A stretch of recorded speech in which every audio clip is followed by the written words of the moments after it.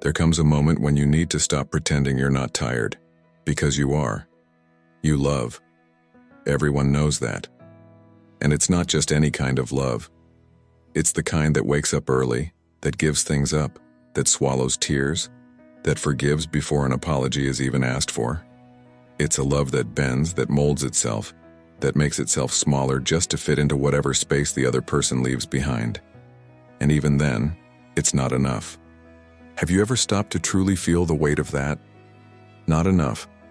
Everything you gave, everything you sacrificed, everything you held inside your chest to avoid conflict, to not seem difficult, to not push them away, to not lose them, none of it was enough. But I need to tell you something that will hurt before it heals.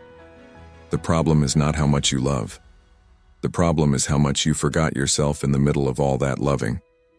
You became an emotional service provider, a safe harbor for someone who never anchored in you, the person who is always available, always understanding, always there. But when you need someone, suddenly they're busy, they're tired, they're going through things too. And you understand. You always understand. That is not a virtue.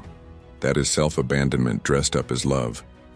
Pay close attention to what I'm about to tell you with all the clarity you deserve to hear. No one will value you more than you value yourself. No one. Not the person who claims to love you. Not the one who cries when you threaten to leave. Not the one who promises to change. Because people learn how to treat you by watching how you treat yourself. And if you accept crumbs, you will keep receiving crumbs. With a kiss on the forehead and a smile, but crumbs, so stop. Breathe. And ask yourself with brutal honesty, would you treat someone you love the same way you have been allowing yourself to be treated? If the answer is no, you already have everything you need to know. I'm not asking you to harden your heart. I'm not asking you to become a different person. I'm asking you to be fair to yourself for the first time in a long time. I'm asking you to put your name on the list of priorities. At the top, preferably. You don't need anyone's permission for that.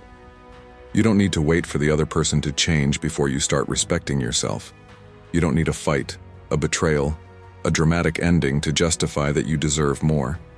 You deserve more right now. Today. Just as you are.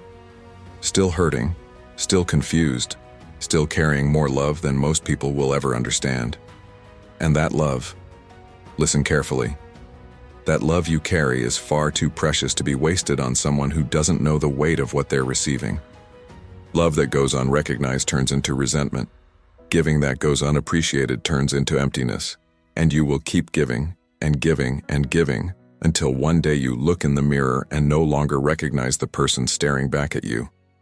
Because you lost yourself slowly, one surrender at a time, one silence at a time, one concession at a time. Stop before that happens. This is not coldness. This is survival. This is emotional intelligence. This is the most courageous act that exists, deciding that you matter too.